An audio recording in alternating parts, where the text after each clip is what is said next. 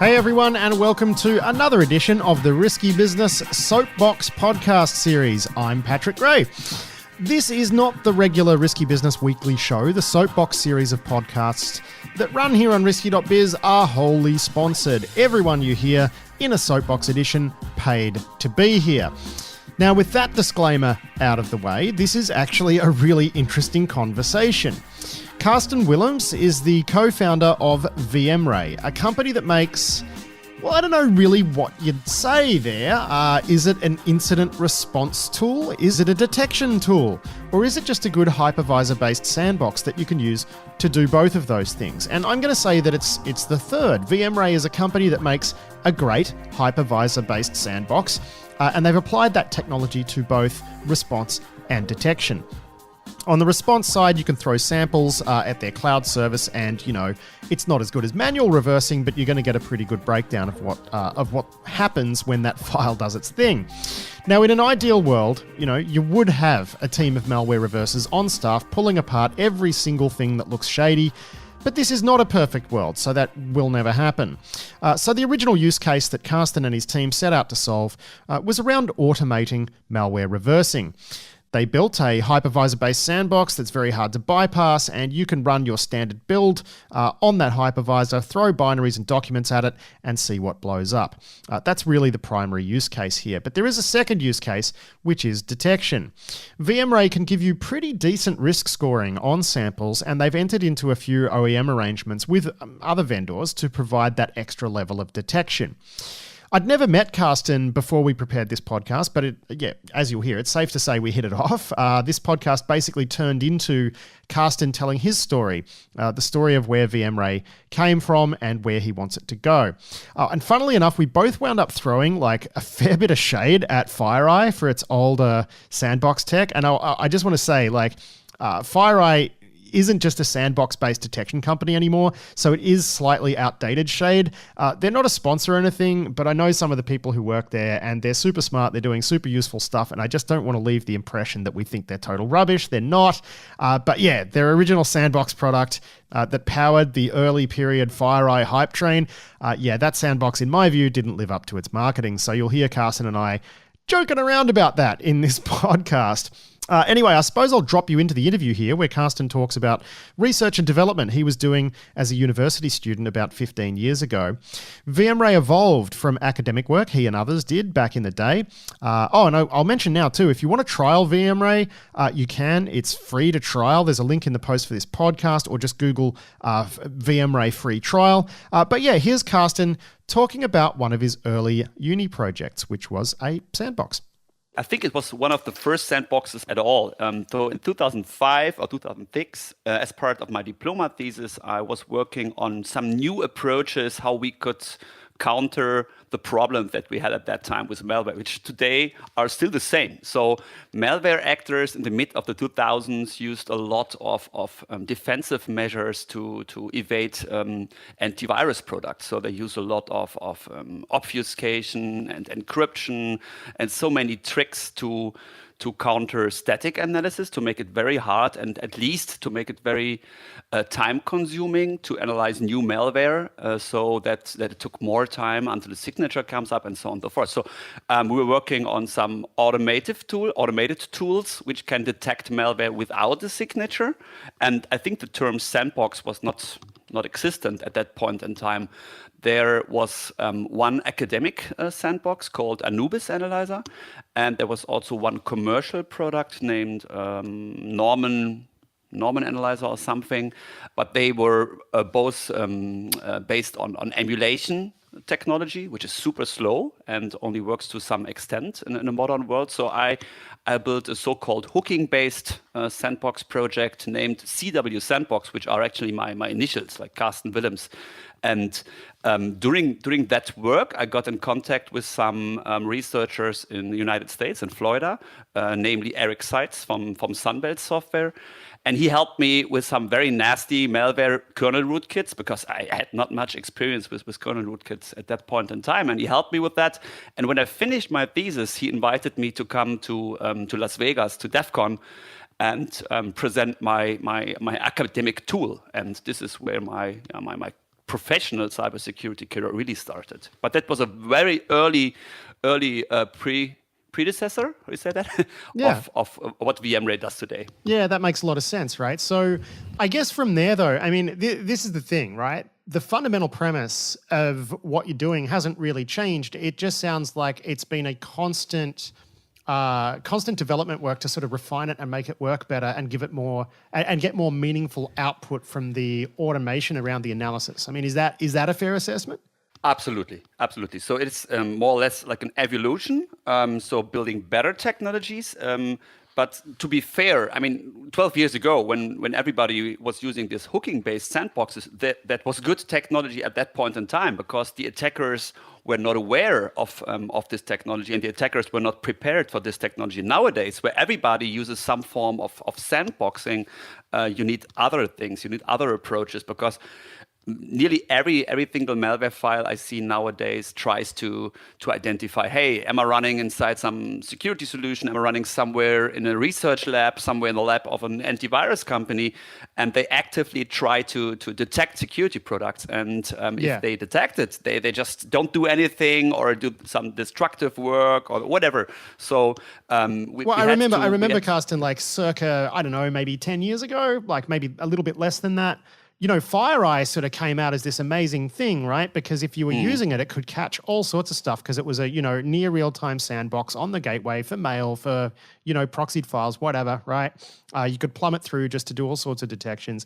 And it was fantastic when only 50 people were using it, right? Because people didn't bypass it. And I think, you know, I saw a bunch of researchers came up and basically, you know, came along and kicked the crap out of it. And very soon it wasn't the panacea that it was prior. Not to say that FireEye aren't doing some pretty useful stuff these days, but that really was how this worked out, wasn't it? It's like, hey, we'll do this sort of basic sandbox analysis, and we're going to find all this stuff that other tools don't find, and that was only useful until people started evading them. Yeah, absolutely.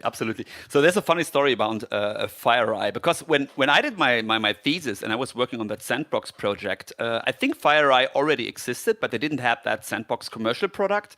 And the founders visited us at the university. I think it was in Mannheim. And unfortunately, I was not there at this particular day, but some of my colleagues. And we were brainstorming after that. And FireEye, the guys told us, well, let's put a sandbox into an appliance and scan every incoming email.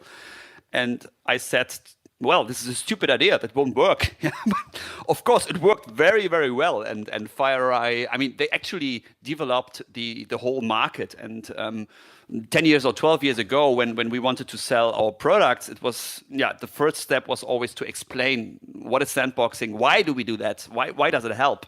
Nowadays, everybody I'm talking to understands it. So I usually start my pitch as well. We're like FireEye, but just with a better technology, or just something that works today and no longer in the past. I mean, that's of course, man. a lot of the FireEye people listen to this podcast. You're just like kicking the crap out of them. God. No, it's absolutely exaggerated. Of course, FireEye has awesome products, and what FireEye does more and more is not focusing on that sandbox, but they have all these services. Yeah, no. I mean, that's what I meant earlier, which is like, but that was what got them, you know, known, right? Like without that product, Absolutely. They never really would have got where they are today. And they've had their time in the wilderness, and they seem to have found their back. So they found their way back. So well done, guys. But just, you know, thinking about this, right? Like, and I'm glad, you know, you're telling some anecdotes about FireEye because they were the one big, you know, really big sort of commercial sandbox play. But your approach has always kind of been different. Now, I know you OEM your tech kind of, right? And that's a part of your business. But really the primary use case for VMRay is much more for incident responders, for malware analysts, for people who work at AV vendors even, to actually use this as an analysis tool that's quite polished. I mean, that's always been the play, right? Yeah, absolutely. So we started we started as a point product, just as a standalone solution, somewhere being used somewhere in the lab by an antivirus vendor, by some law enforcement agency, which really have the time to invest into specific cases, into specific threats.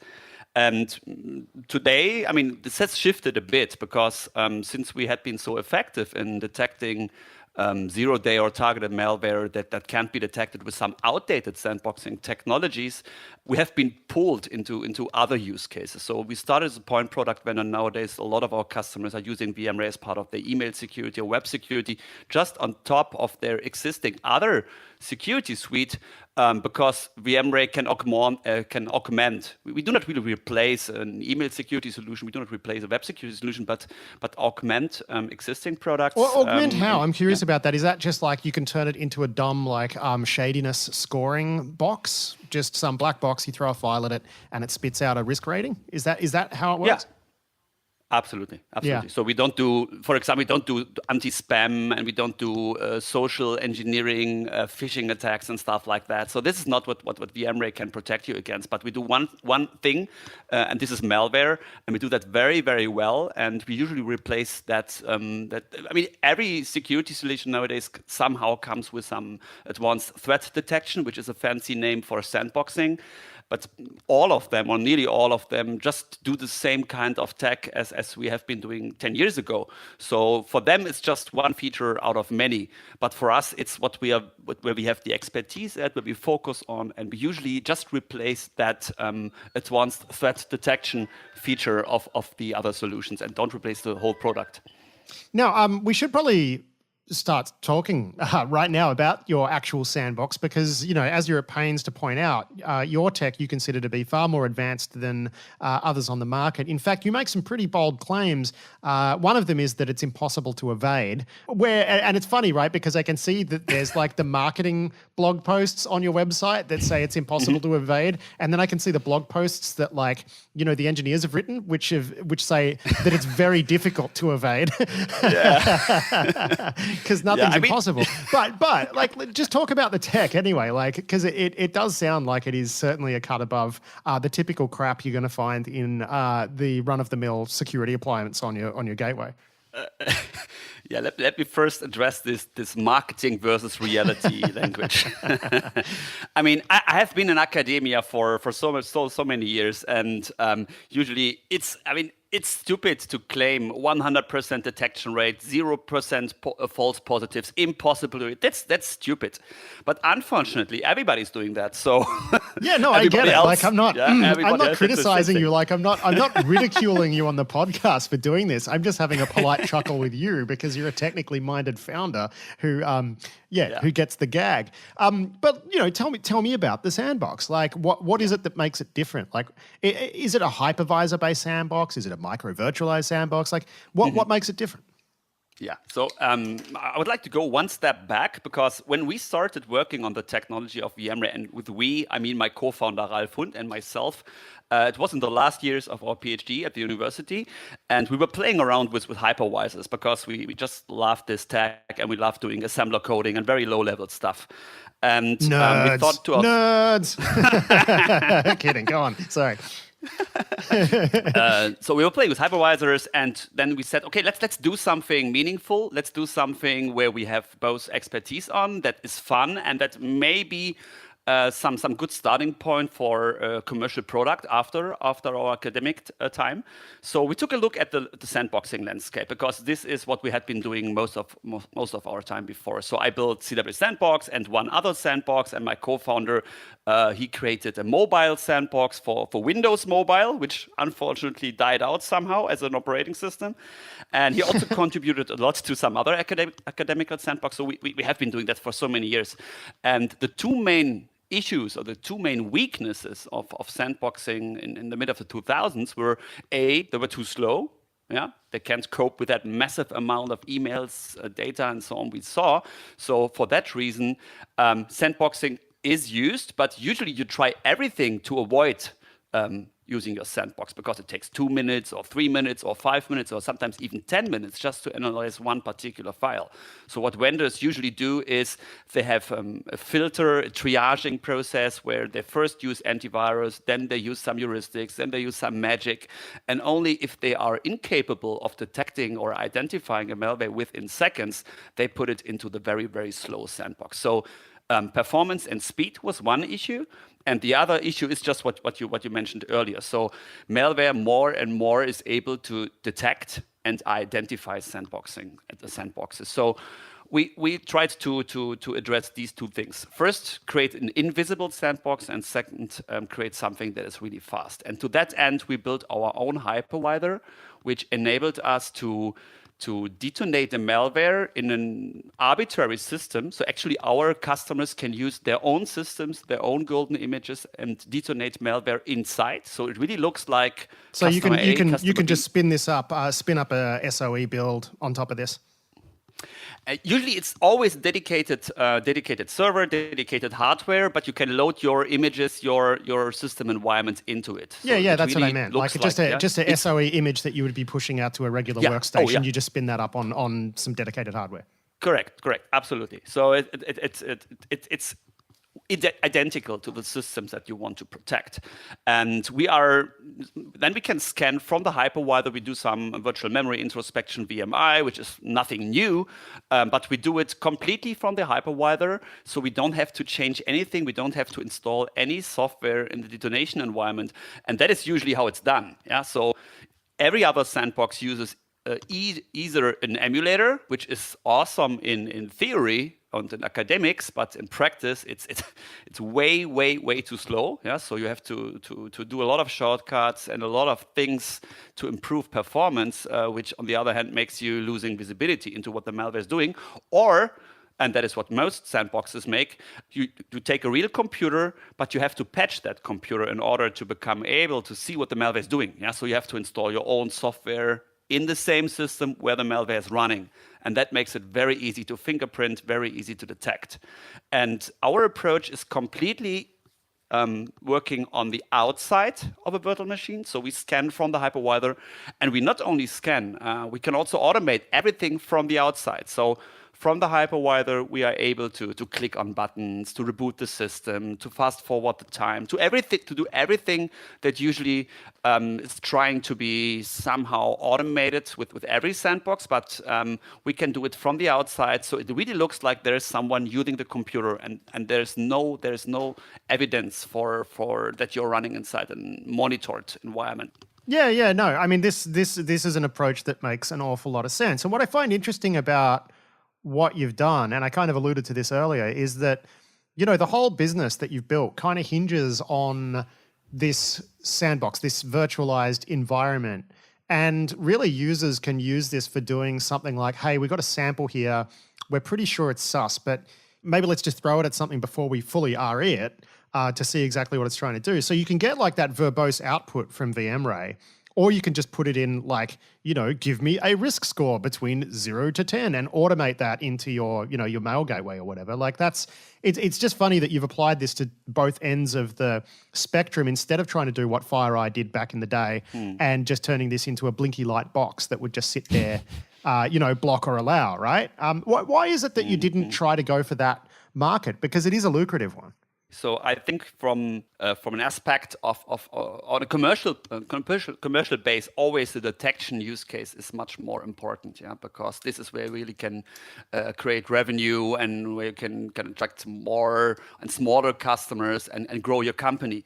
But on the other hand, we're not doing VMRay just to be commercial successful, but we're doing it because we have to do it, right? So we are really into that tech, and it's fascinating, and it makes our day if we can analyze a malware, or if we can detect a malware which is an effect of that analysis that no one else can. So we really love going into detail. We love providing tools that can be used by very skilled security experts as well as junior people. So often... Well, it makes sense, doesn't it? Like if you're in this position where you're creating, a tool that's very good at doing analysis, like by improving that tool, you're going to improve your detection technology as well, just as a result of that. Absolutely. Like it makes a lot of sense. And I guess having a community around the product as well, that's always helpful. Absolutely. So analysis is the first part and detection is the second part. But as you said it, I don't know very much the current FireEye output, but I know some other sandboxes as well. And very often they abstract away all the details, which is good for some use cases, which is good for some people. But we went a different road. So we try to provide the analysis results at various different layers. So we just for some people, we just provide the verdict. It's bad, it's not bad. For some people, we provide a very high-level report for the managers or for the junior people. But if you are an expert, if you have the need or actually the time to go deep dive into malware, you can click into a report, you can go deeper and deeper and deeper. And just as an example, you can click on a button and the memory dump from the malware itself is exported, and we provide several memory dumps, and one memory dump usually is the unpacked, the decrypted version of the malware. So you can export it and load it into IDA, your disassembler. And then we have a plugin which annotates the whole IDA database. That means for every single obfuscated call, we give you, okay, at this point in time, the malware called this API, it was using this parameters. So it really saves you so much time in when you want to do reverse engineering and so on and so forth. So yeah, I think the analysis part on a commercial base, it's a pretty small and narrow market, the incident response market. However, it helps us improving our technology, and it all helps also telling people about our technology. And very often we start with the incident response team, and then later on. Actually, it's not that we push, but the customer is pulling us, telling us, give us more solutions, give us a solution that we can use for our email security, or give us a solution that we can use for web security. But usually it starts with the incident response. Yeah, people. No, look, it makes a lot of sense, right? It's just I'm not used to seeing companies go, wind up in detection through a circuitous route through an analysis tool used by IR people, but I love it. This is cool. But I guess one question I have is who are your actual customers on the detection side? Are they, because I know you were doing OEM deals. Are they OEM deals with other vendors who want to bolt your tech to their tech, or are you selling direct to enterprise as well? Yeah, it's all of it. So we have a few OEM vendors. We have a CASB vendor. We have a cloud email security vendor who using our tech inside. We have also some vendors with also sophisticated analysis tools which use our tech internally, right? So for generating threat intelligence, for example, which they then sell or use with their own products. On the other hand, since a few weeks, we also have released our email integration tool. So it's actually an MTA that you can run aside of your existing email security solution, and it scans every incoming email. And we have a few customers for that already, but it's just a new product. Yeah, it has just been released. Having this said, are you deploying? Because I know that your analysis software was available. I think that was only as a cloud service, wasn't it? I mean, are you doing this all in cloud infrastructure, or is it a mix of on-prem and cloud? It's always a mixture. Yeah. So I would say that the world for VMRay is pretty simple. So every US customer is using our cloud, and every non-US customer is using our non-cloud. So that's interesting, isn't it? Right? I mean, there are some exceptions like law enforcement and so on and so forth, where even US customers use the on-prem solution, and there are some exceptions in Europe and Asia as well, where customers use our cloud services. But still, I think Europe is very, very conservative in terms of cloud adoption for security products compared to the US. And we recently started going into the Middle East market, and their situation is even worse in terms of adopting cloud services. So, well, especially when all of the underlying infrastructure is controlled by American companies, right? I kind of understand that one. Which helps us at the German company. Yeah. So usually when we talk to American customers, we position ourselves as American company, and we talk to non-American customers, we position ourselves as German company. No, that's not really true. Yeah, that's an internal gag. I get it. It's okay, Carsten. Don't panic. No, that makes a lot of sense. So look. What's the plan here, right? Because you've been at this for a while. I understand. You've raised some money. You're doing that proper startup trajectory, and there's, what's the objective here? Is it to become a huge provider of OEM, highly accurate malware detection to companies that have got huge enterprise user bases? Is your idea to try to elbow your way into that market yourselves? What's the plan? What's the end game for VMRay? Where do you want it to be in another few years? Yeah, I mean, we always have the trade-off, and we have to balance this out. That we, on the one hand, want to focus on where we are very good at and do the work that we really enjoy. But on the other hand, of course, grow the company and provide value to customers and generate revenues, which helps us growing the company and building cool new technology. So we have OEM customers, we have enterprise customers, and I like that mix. Yeah, I like talking to people which really know reverse engineering, which really know about threats, which know more about current malware than we do, of course, because we're building the tools, right? We're not really working on. Yeah, you're not sitting there like trying to own, POP C2s and I mean, own the operators' workstations and get their source code. No. So we love building technology. We love if people get protected by our technology. So definitely we won't become a security suite vendor. So we do not want to build out our products horizontally by adding all these features that everybody else has. Yeah, you don't need any rocket science to do anti-spam, and I mean. Some things can be done in a smart way. Some things can be done in an easy way, which are very often good enough. Yeah, and that is not our approach. We don't want to be good enough. We want to be very good in what we do, and so we restrict to where we have the expertise, where we have the skills, where we have the people, and what we actually enjoy. And this is detecting malware and analyzing malware. Who are your typical end users? When I say the end user, the people, the organizations that this technology is protecting on the detection side, like what categories do they tend to fall into? Because I imagine VMRay is a tick the box option for some of your OEMs. Like, who's ticking the box? Is it the paranoids out there? People in very heavy security environments, or is it just people who realize, hey, this thing is actually finding stuff that other things are missing, and we've done the cost benefit analysis, and we want to use this? Because I mean, really, like this stuff is pretty good against APT based stuff, right? So I would think like the defense industrial base would be a place where you'd do really well. That's just my gut feeling. So actually, we are more or less vertical agnostic. Yeah. So if a company is big enough to have their own cert or C-cert, or if they are big enough to buy multiple security solutions for one purpose, then this is definitely someone who uses our technology. So, for example, in the banking sector, in the finance sector, very often our customers, at least in the incident response team, they use multiple Sandbox products. Yeah, so they very often use an open source Sandbox like Cuckoo, and then they have one commercial Sandbox, and then they often have a second commercial Sandbox. Yeah, so sometimes it's for legacy reasons, sometimes it's because they don't trust just putting their eggs into one basket. There are different reasons. Well, and other times it's just going to be that someone who works there is used to using Tool A, right? And then the other part of the team over there, Sally and Jane want to use VMRay.